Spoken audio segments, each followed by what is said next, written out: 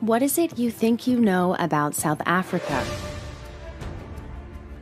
Are you one of those that has been programmed by the media to believe that all white South Africans are evil, racists, that oppressed and enslaved the native population through the wicked apartheid laws? Do you believe that the people of South Africa now live in a wonderful rainbow nation full of tolerance and equality? Do you believe that white people should not inhabit South Africa as it is a black country and thus only for blacks? When informed of the ongoing genocide against white South Africans, is your automatic thought, they deserve it? It is payback for stealing the land from the native blacks and oppressing them for centuries?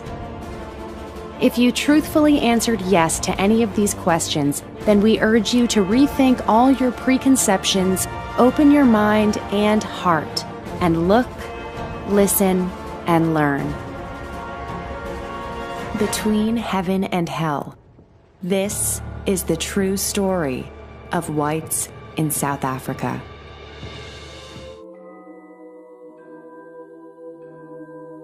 The first European to reach southern Africa was the Portuguese Bartholomew Dias. Bartholomew Dias was a knight of the royal court, superintendent of the royal warehouses, and sailing master of the man-of-war Saint Christopher. King John II of Portugal appointed him on the 10th of October 1487 to head an expedition to sail around the southern tip of Africa in hopes of finding a trade route to India. In early February 1488, they arrived at Mossel Bay. Here they came across a tribe of Khoi, also known as the Hottentot, who had a nomadic culture which included hunting and gathering. They spoke in a very distinct clicking sound found nowhere else in Africa. They had no written language, no horses, nor had they invented the wheel.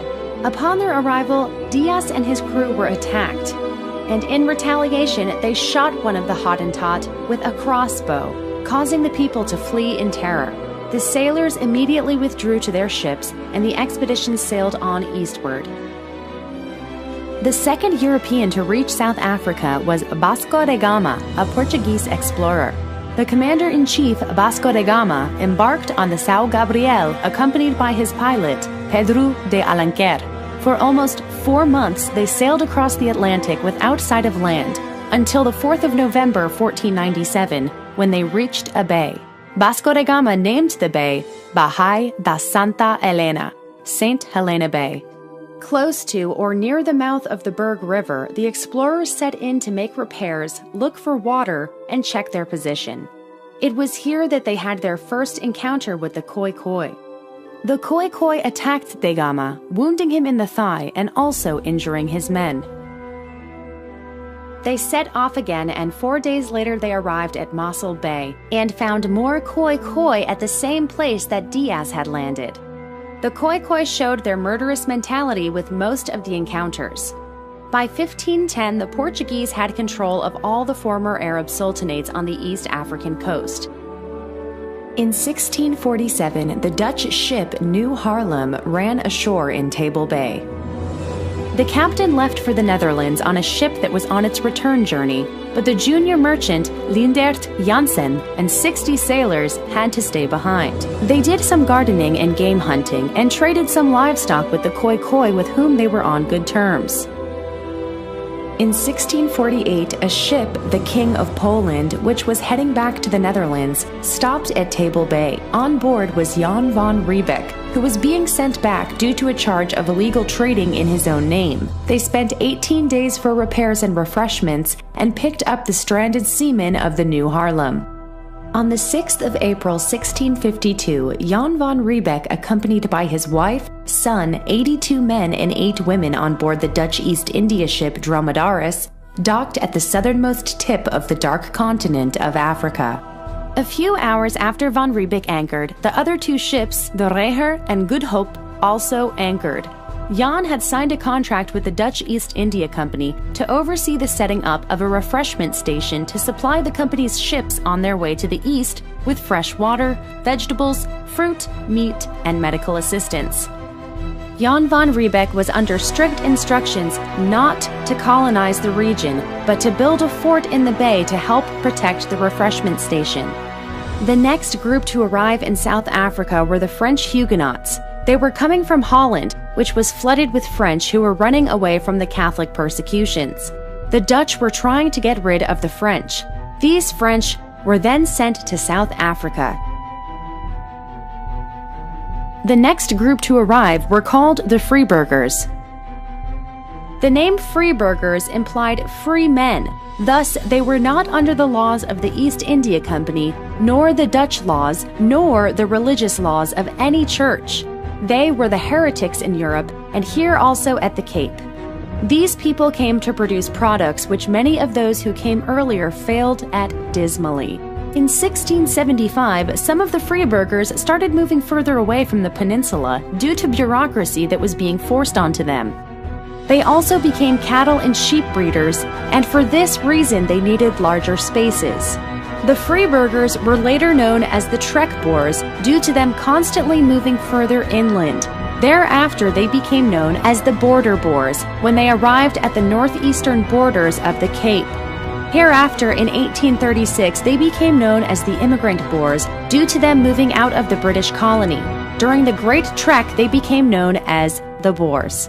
By 1780, they started meeting up with the black tribes, mainly the Xhosas, who started raiding the Border Boers' animals and started killing their people. By 1795, the British took over the Cape for the first time, which lasted until 1803. Then it was under the Batavian government, and in 1806, the British took control again. After the British final takeover, the Border Boers started having trouble with the British because of the oppressive British laws, some of which hindered them from protecting their livestock, families, and property from the Xhosas and other tribes. Some of the Border Boers started with impact studies of the Northern Territories, looking for greener and free land where they could establish their own and get as far away from the British and missionaries as possible. The final straw that led to the Great Trek was the Sixth Xhosa War from 1834 to 1835, when the Xhosas invaded the colony. Following the Equality Article 50 of the British, which instigated more interracial marriages as all races were then seen as one and the same, many battles and annihilations between the Zulu nation and other tribes took place. They drove the non-Zulu blacks out of Botswana and into the Cape Colony. Dingaan, the then prince of the Zulus, murdered King Shaka Zulu out of jealousy and took over the Zulu kingdom in 1828. The first to have met the Zulu was Piet Oys in 1834, when he went on expeditions to investigate the northern lands before the Great Trek started. Piet Oys negotiated with Dingaan regarding the open land to the south between the Tugela and Umzimvubu rivers. Dingaan agreed to sell this land to the trekkers. The Boers did not want to rule over any black inhabitants, nor did they want war with them. All they wanted was a place to call their own where they could live peacefully away from the British and missionaries. When Oys returned home, he informed his people about the land that was waiting for them. British agents soon got wind of these plans and did not approve. They saw the Boers gaining their own land as a threat. The British then sent de Urban, a British general and colonial administrator, to speak with the missionaries who were traveling the countryside. The tribes were very trusting of the missionaries since they usually came bearing gifts and trinkets. Dr. Smith, a British scientist, was told by de Urban to go to the missionaries and get them to influence Dingaan to see the Boers as enemies, thus people he did not want on his land. The missionaries told them that the Boers were the enemy and must be killed. In the decade following 1835, between 10 and 12,000 Trek Boers migrated into the interior, organized into a number of Trek parties under various leaders. The first Trek group was Louis Trichardt and Johannes van Rensburg, who started to trek north in 1835. Then, in 1837, Piet Retief wrote a manifesto to the British government with their grievances for leaving the colony. A month later, in February of 1837, Retief and his crew started their trek heading north. Eventually, van Rensburg was killed in the Limpopo River area, and Trichardt went to Mozambique in 1838, where he died from the malaria disease carried by mosquitoes, and their animals died from the tsetse flies. The trekkers set out in wagons which they called kokabin vans, or better known as jawbone wagons, because the shape and sides of a typical trek wagon resembled the jawbone of an animal. Most treks went over good terrain as they had studied the area for many years. Others, like Piet Retief and Gert Maritz, were trekker leaders, went partly over the mountains as they did not want to join the Boers in the Transvaal or the Orange Free State. The land through which they traveled was uninhabited and belonged to no one, but where Retief went, to Natal, belonged to the Zulus. The Retief trek moved to Taba Unku in the eastern Orange Free State, where all the other groups joined them. They were Sarel Cilliers, Gert Maritz, Piet Uys, and Hendrik Potgieter, who were made up of about 500 families. From Taba Unku, they moved to Tafelkop. From here, Retief rode out east to Port Natal, where he went to speak with the British traders. When Retief returned from crossing the Tugela River, there was an American missionary by the name of Pastor Champion who warned Retief not to go back because Dingaan would kill all of them. Retief did not believe that this would happen. Champion got his information from Dr. Smith, the British scientist. From here, he then went northwest to Dingaan with the British interpreter Halstead. Unbeknownst to Retief and crew was the fact that Dingaan had been told that they were enemies and must be killed. After discussions with Dingaan, it was agreed that if Retief brought back his stolen cattle, stolen by Sekonyala of the Sutu tribe, he would make them a deal. Dingaan used them so he wouldn't have to risk losing any of his people. He said that they could have the land between the Tugela and the Umzumbuvu and from the sea to the mountains. This uninhabited land was being used as a buffer zone between the Zulu and Xhosa tribes, as they did not get along. The Xhosa tribe inhabited the area south of the Umzumbuvu River down to the colony. Retief returned with the cattle on the 3rd of February 1838, assuming that since they kept the agreement, they would now get the land that was promised to them. Retief and his men were asked to leave their weapons outside of Dingaan's hut while they came in to sign the agreement. Shortly after the signing, Dingaan entertained them with his warriors dancing, having hidden the majority of the warriors in the 2,000 huts inside the kraal. Then the king screamed out, "Bulala Abatagati!" Kill the wizards. Retief and his men were assaulted and dragged to a nearby hillside where the Zulu king ordered they be impaled. The hill was known as Klomo Amabutu, Skeleton Hill. After the murder of Retief, Dingaan sent 2 regiments of his warriors to the upper Tugela River, where the Boer women, children, older men, and servants of Retief, Maritz, Potgieter, Cilliers, and Uys were waiting in an encampment. He commanded his warriors to wipe out all of them, every single man, woman, and child. In the early hours of February 17, 1838, the Boer people were attacked and 40 men, 56 women, 184 children, and 250 servants, mostly colored people, were killed.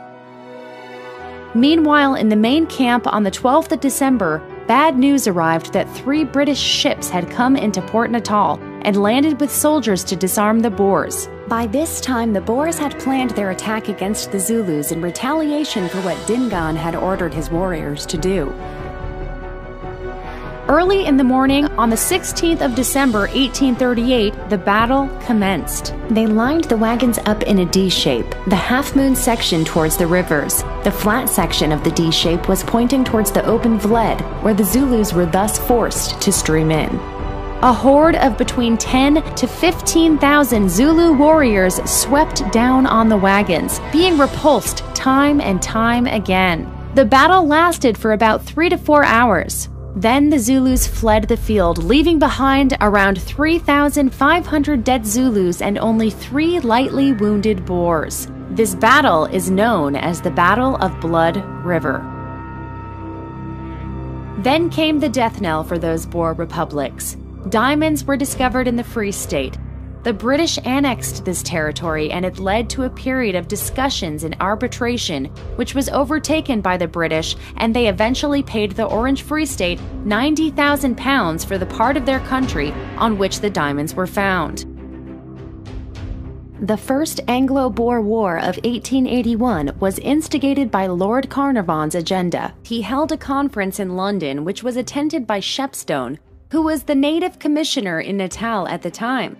Carnarvon laid out his plans to them on how to annex the Transvaal. Before Shepstone went to England for this meeting, the Zulus as well as the Pedis were armed by the British. They held meetings and later decided to come together on the 8th of December 1880 for a people's meeting to solve this problem, and raised the Virklir, or four-color flag. On the 28th of January 1881, the Battle of Laing's Nek took place, and the Boers defeated the British. On the 8th of February, the Battle of Skuyenswoogte took place. Again, the British were defeated. Then, on the 27th of February, the final, most devastating battle took place at Mayuba. Unfortunately here, Piet Joubert delayed the signing of the peace treaty, which gave the British time to rearrange their tactics and conditions. When Joubert asked for Kruger to come down for the peace treaty signing, he could have had them sign unconditionally, but withheld it until Kruger arrived after weeks. The outcome was that the British still had control of the Boers' foreign policy outside the Western Front. The British urged to control the world, its finances and mineral resources, plus the hate for the Boers due to the humiliating defeat of the British by the Boers at Mayuba, was a threat to British power, not just local in southern Africa, but also worldwide. The Jameson Raid was planned by powerful men like Cecil Rhodes and Barney Bernardo, the Jew. They planned the overthrow and takeover of the Boer republics. This world control was known as Pax Britannica. These men were used to orchestrate a takeover of the Boer government in the Transvaal. After a telegram sent by German Kaiser to President Kruger was leaked to the British, it was evident that the Germans were on the side of the Boers. It infuriated the British, who stepped up their plans to further the war, and after secret talks between the British and Germans, the Transvaal eventually purchased a lot of weapons from Germany, as Kruger saw the future quite clearly. This failed raid infuriated the British government, led by Chamberlain, who then sent Sir Alfred Milner out to the Cape to further their plans of takeover. They used the control over the feelings of the population in the Cape to further the cause to eventually start the Second Boer War. They then started with a buildup of troops on the borders of the Transvaal from Natal, Rhodesia, and Botswana. The Orange Free State was at the time still a buffer zone between the Cape and the Transvaal. After all negotiations failed, the Transvaal government sent an ultimatum to England on the 9th of October 1899 to withdraw all its troops from the borders, which the British refused. The Boers struck first on the 12th of October 1899 by attacking the Cape and Natal. The British thought that the war would be over before Christmas of 1899. After this initial defeat of the British by the Boers, General Redvers Buller was sent out with some 50,000 troops. After Buller's losses, the British sent out Field Marshal Lord Roberts in January 1900 and 180,000 more troops. There was already 240,000 troops in southern Africa. The Boer total population was about 180,000 men, women, and children, including the Transvaal and the Orange Free State.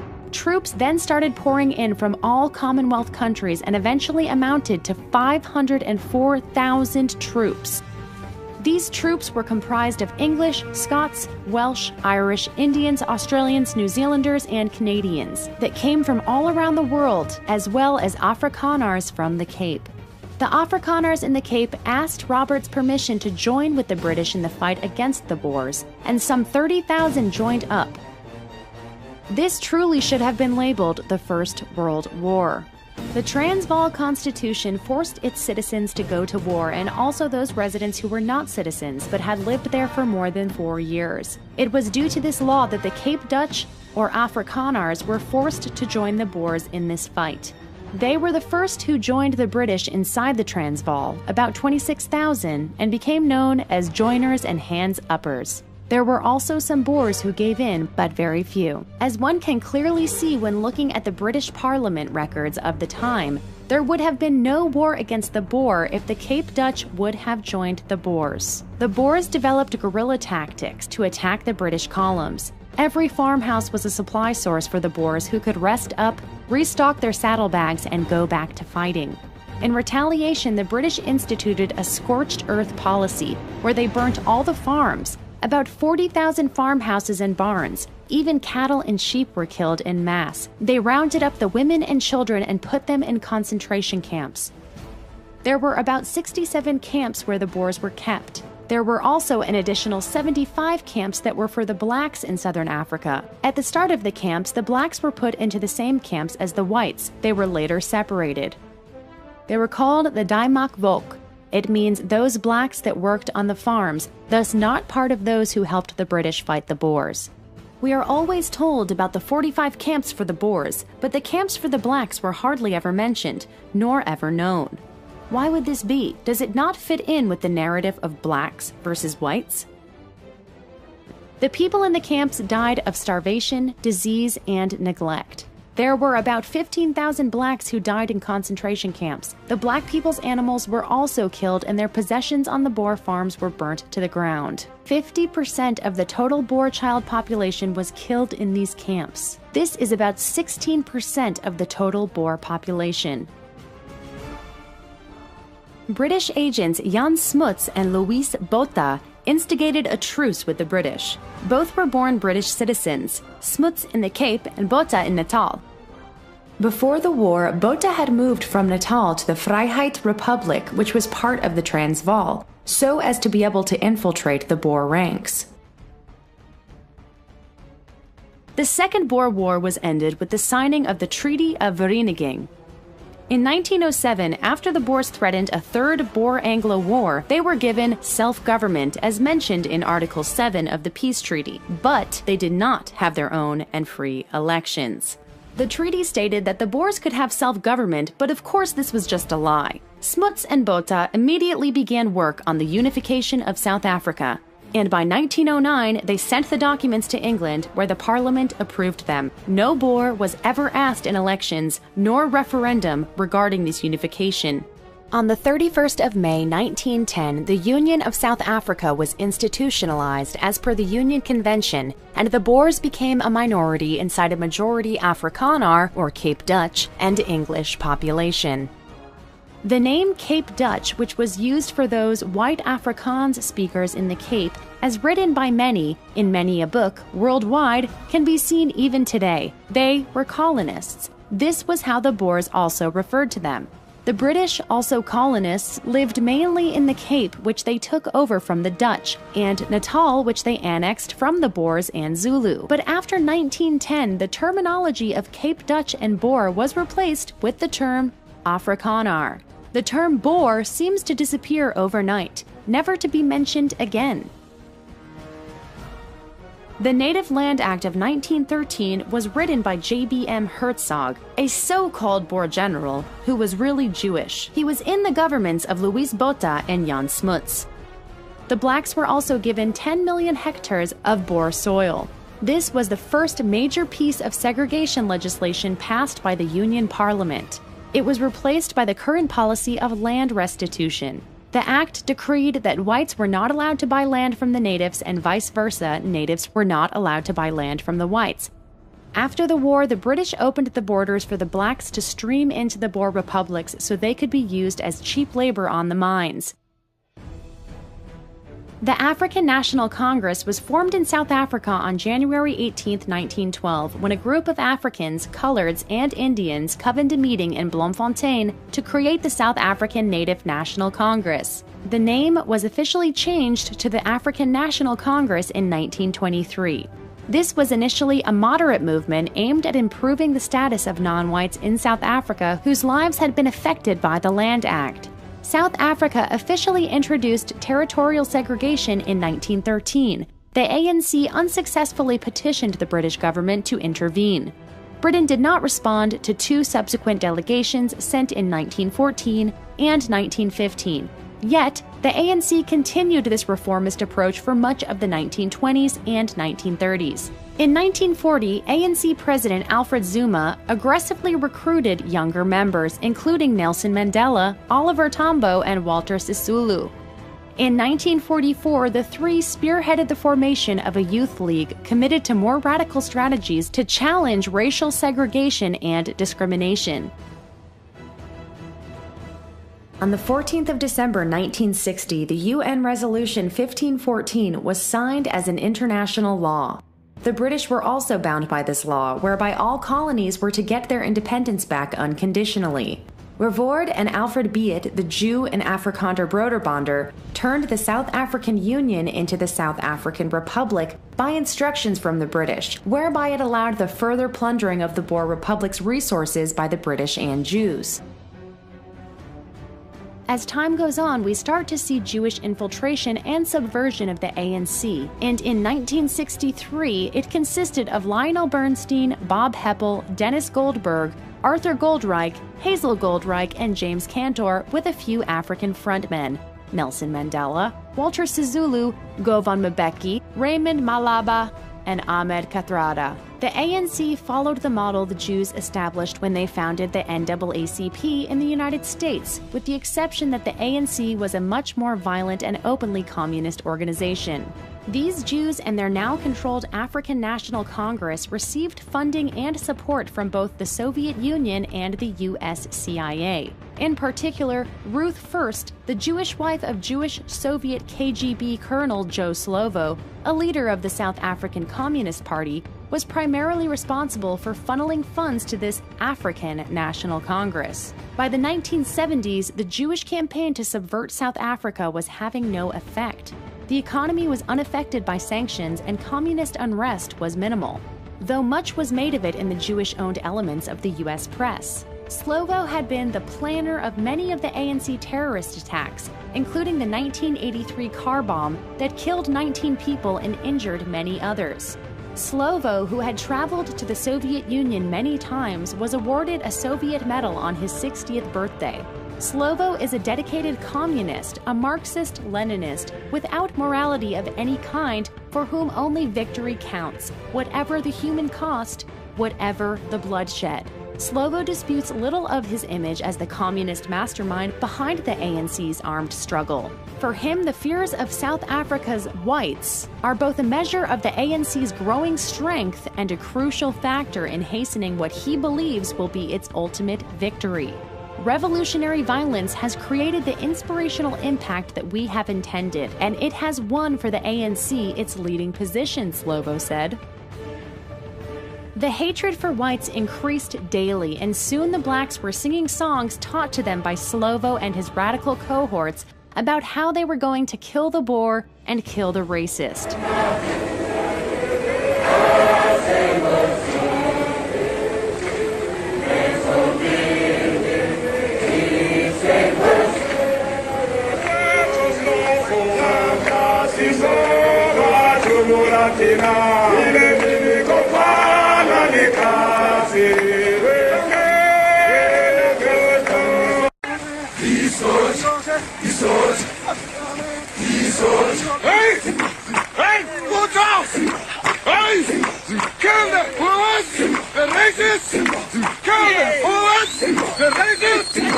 Hamba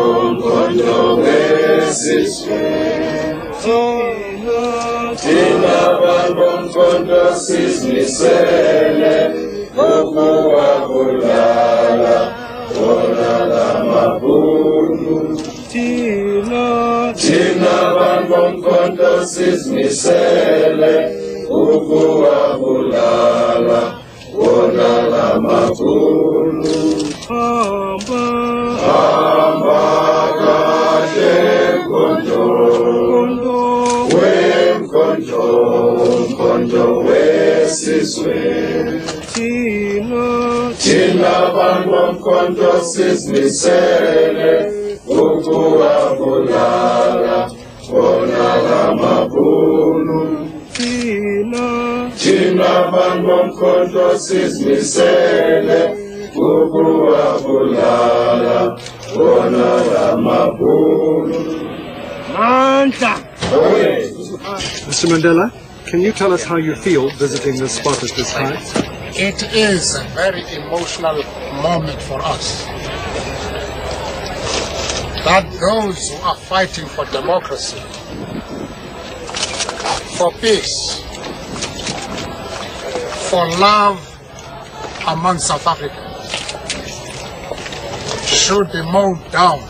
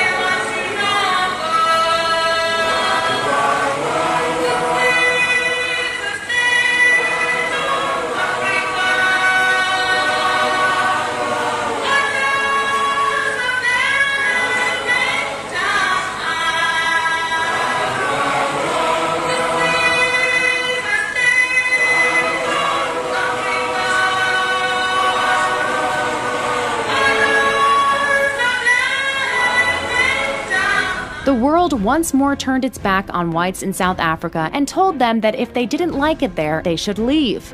But where were they to go since the whole world despised them? The ANC tried to convince the public that the MK terrorists were actually freedom fighters. Hotels, restaurants, and many other public places were bombed on a regular basis. Riots would break out across the cities with many killed.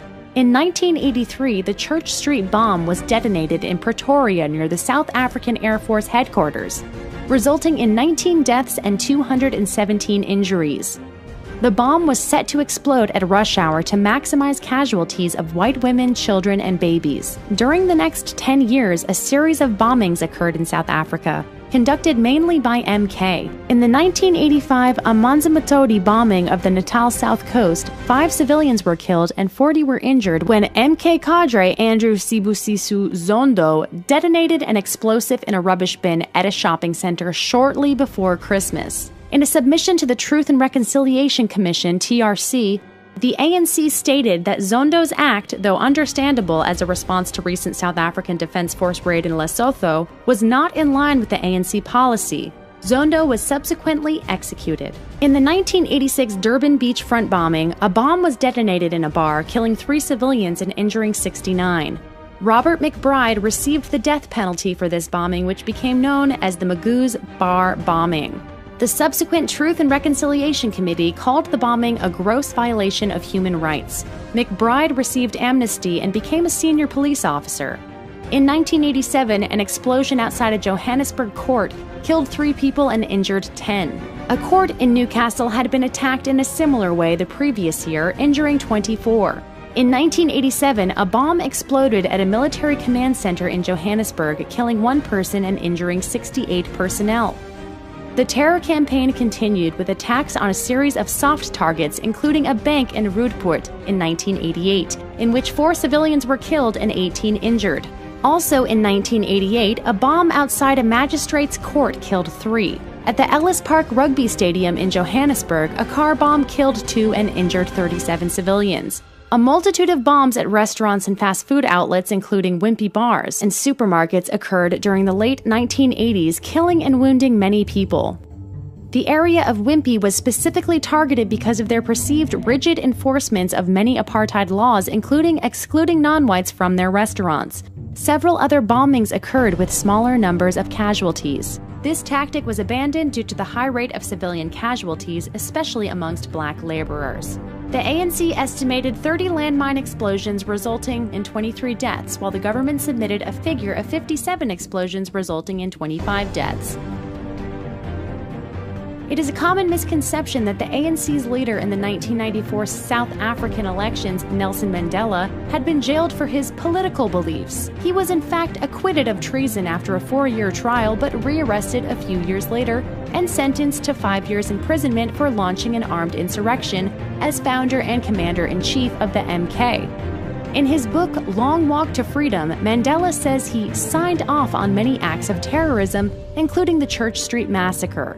He told the black youth of South Africa to burn down their schools and refuse to learn Afrikaans, producing a lawless, unemployable generation.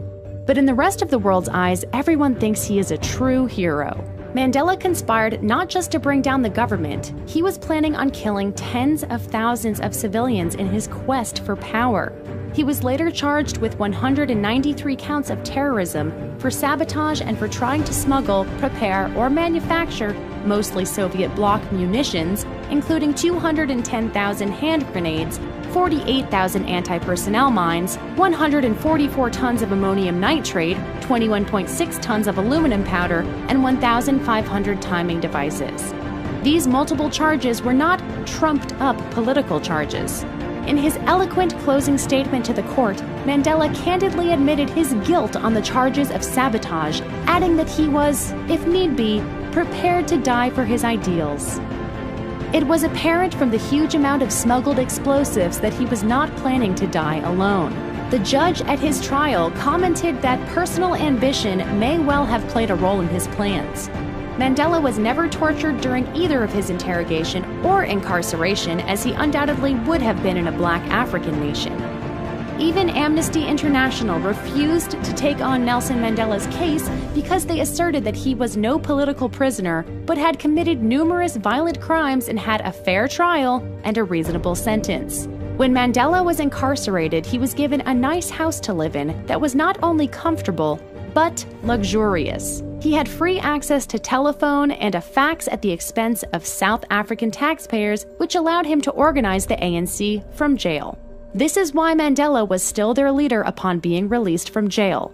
He was supposedly in jail for more than 20 years. Not only did he encourage terrorism against whites, but he and his wife Winnie Mandela implemented a torturous practice called necklacing. For any black dissidents, they would have a mob of ANC blacks beat the dissident, put a gas-filled tire around their neck, and light it on fire, all the while making it impossible for the victim to escape.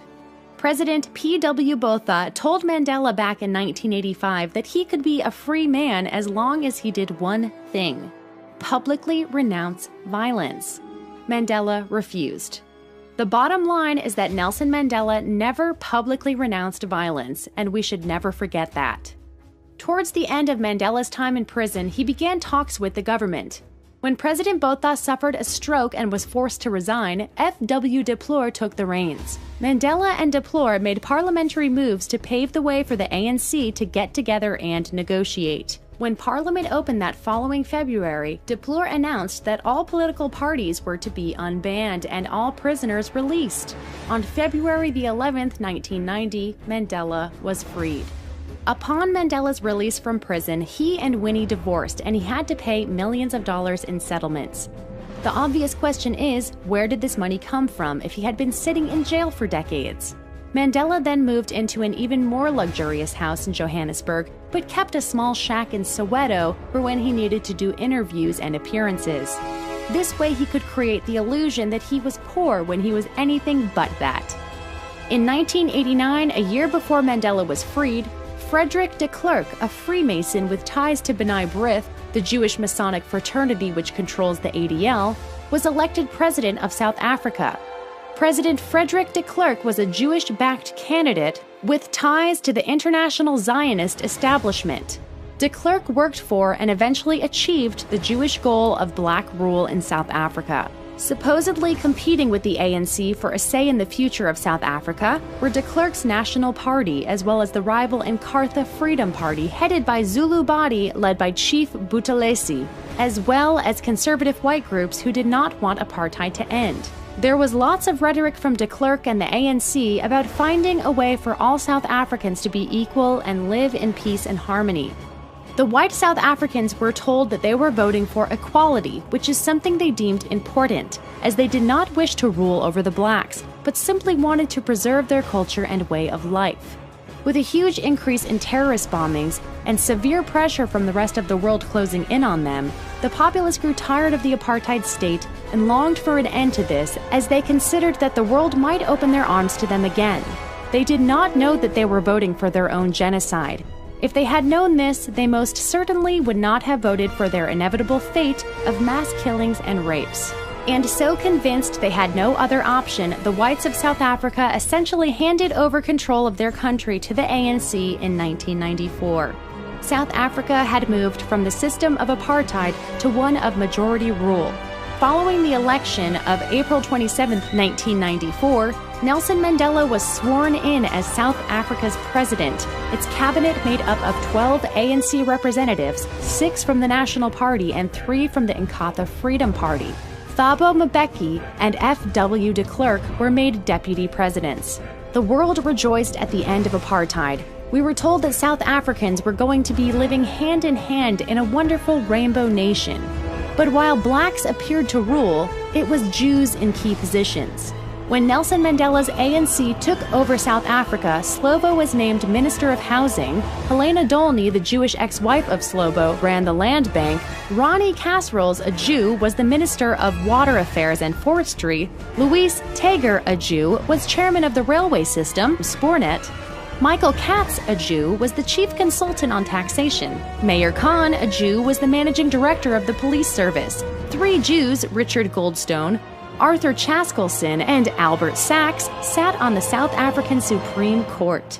Immediately, the government embarked on the Reconstruction and Development Program to address what they deemed socioeconomic consequences of apartheid, which really just meant a major operation in wealth redistribution, translating to whites having their small bit of wealth stolen from them and given to blacks.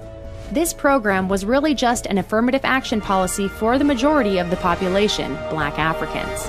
Even though whites were the minority, they were oppressed, and blacks, along with other non-white races, were given a leg up over the white minority who were now being targeted for extinction. The Constitution of the Republic of South Africa was established in 1996.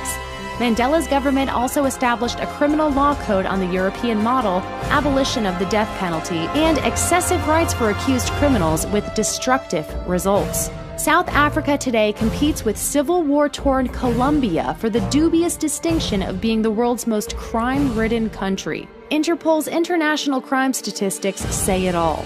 In 1999, South Africa had 121 murders and 119 mostly white women rapes per 100,000 inhabitants, compared with Colombia's 69 and 6 respectively, and the United States' 5 and 32. The trends are no more encouraging considering that in 1994, the world's average murder rate was 5.5 per 100,000 compared to South Africa's 45.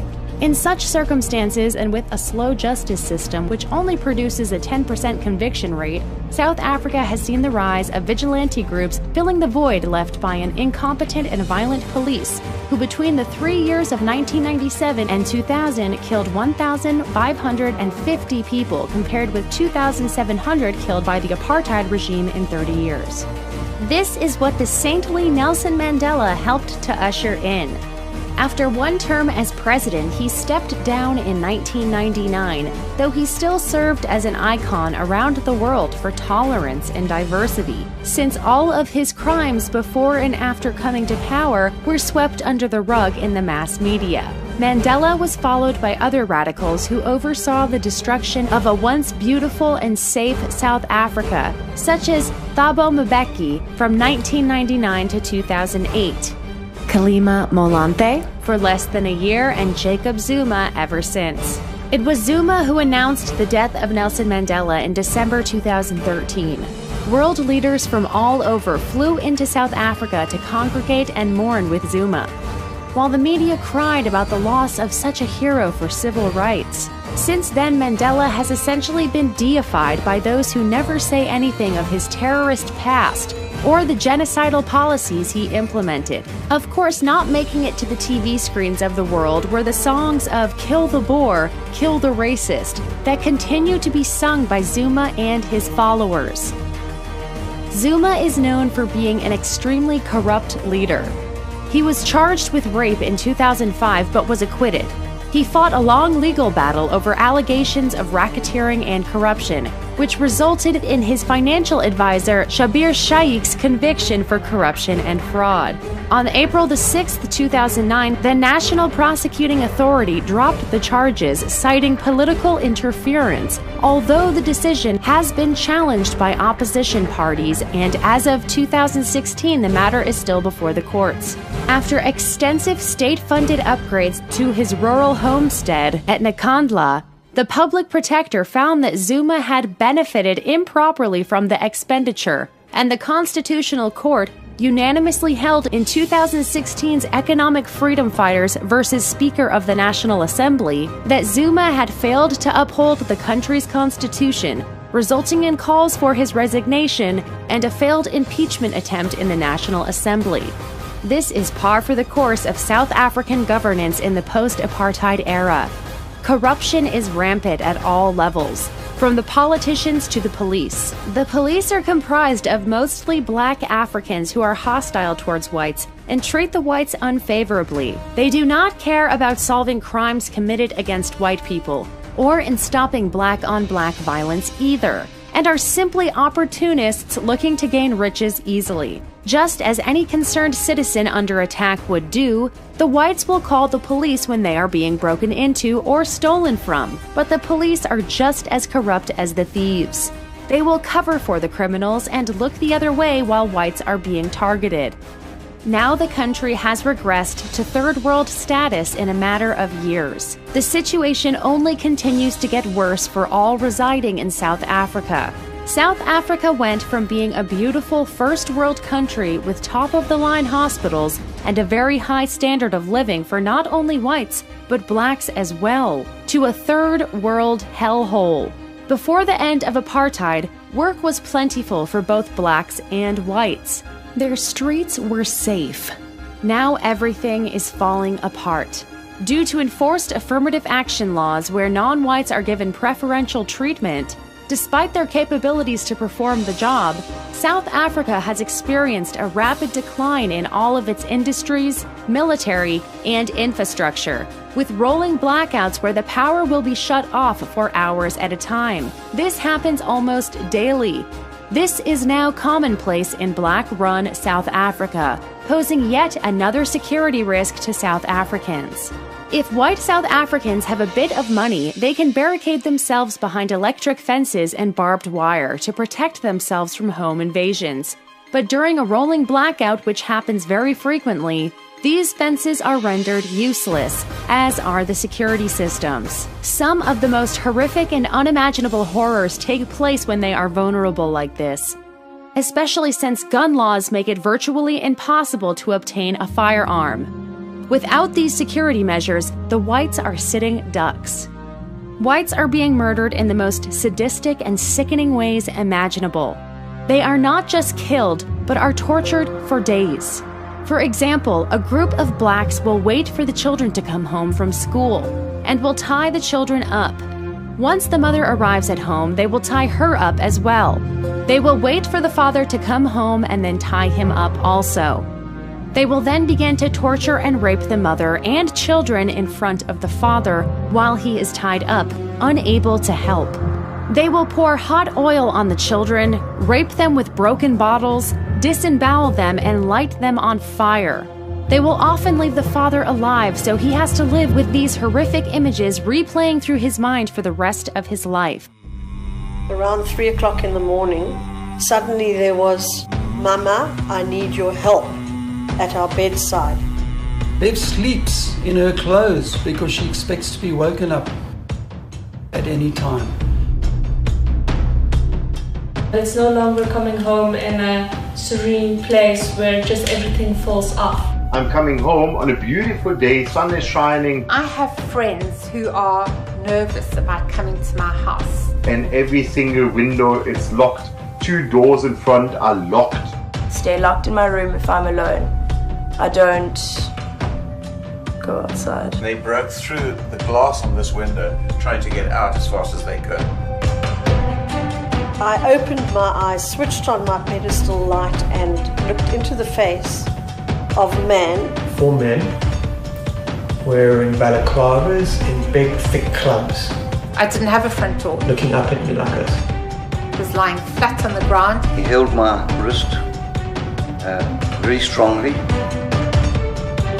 I went to my son, and it took a while to realize that he was bleeding. I recognized the voices, but they also recognized me. And I think at that point, this bell was ringing, I was screaming, you were hitting, the alarm was blaring, time was ticking. He had this gash on his cheek, and I tried to stop it bleeding. They came to kill Craig. No matter how hard I pushed it, it just would not stop. And to rape me.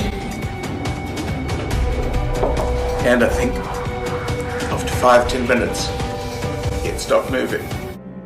There are an estimated 50+ murders per day in South Africa. These are not crimes of opportunity. The majority of the time, the blacks will not steal one single item. The whites are not just murdered because they want their farms or property, but they are murdered simply due to a severe hatred toward the white people, and it involves torture, humiliation, and rape.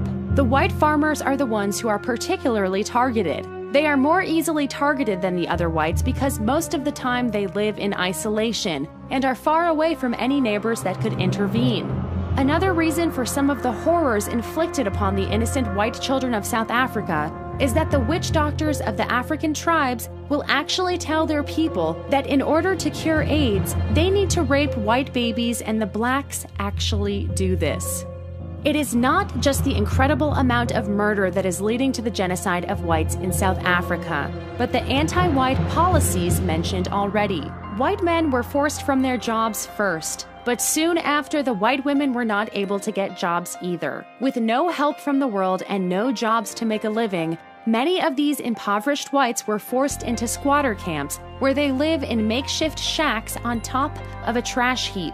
The squatter camps that the whites are forced to live in are some of the worst conditions you can imagine.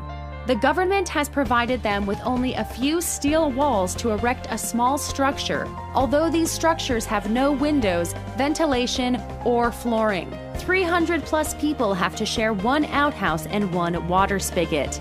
They are unable to grow any food for themselves due to the drought and lack of clean water. They are given no help from their government or from the UN and other humanitarian groups.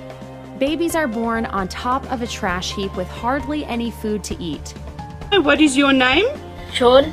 John, how old are you? 11 years old. 11 years old. I hear that you had a break-in in your home. Yes, they stole my bike and my dad's generators and his stool. They stole your bike, generator and your stool. So now you don't have a bicycle anymore? Yes.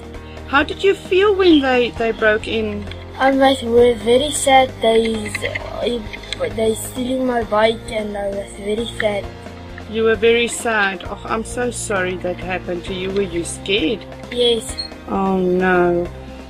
Well, I thank you for talking to me, and we'll try and make a plan and see if we can't find you a new bicycle. Okay. All right. Thank you, sweetheart. Hi, what is your name? Enrico. Enrico. How old are you? 15, about 16 this year. This year, okay. Enrico, how do you feel about what's going on in South Africa as a young person growing up here? Well, to be honest, I'm actually scared of what my future's gonna be like. Is it? Why do you say that? There's too much black people and not enough white people in this country. And why does it affect you so much? Is it because of the violence and the farm murders and the home invasions? Yes. How do you feel about the farmers that are being butchered like this? It makes me angry. Mm-hmm. And I don't want it to happen to everyone, except that they must stop killing us, they must start helping us and not want to kill us. Mm-hmm. And how do you feel about the education in South Africa? There must also be enough education for the blacks as there are for the whites. Mm-hmm. You want the same equal opportunities, is that what you're trying to say? Yes. Okay. How is your home life? Does your dad work? No, he lost his job. Yeah, February. In February, oh, that's awful. So I presume you guys suffer and struggle with food every day. Yes. How do you feel when you see your parents struggle to support you guys? It makes me sad. What do you want to be when you grow up? A motor mechanic. A motor mechanic, wow. Do you think that you'll find a job in South Africa after studies? No. Why do you say that? Because the black people are taking over all the jobs in this country. So you see no future for yourself here? And if given the opportunity, would you, after your studies maybe, would you want to go and live and work in another country? No. No? I'd rather work here, but if I must, I will go work here. Yes. Okay.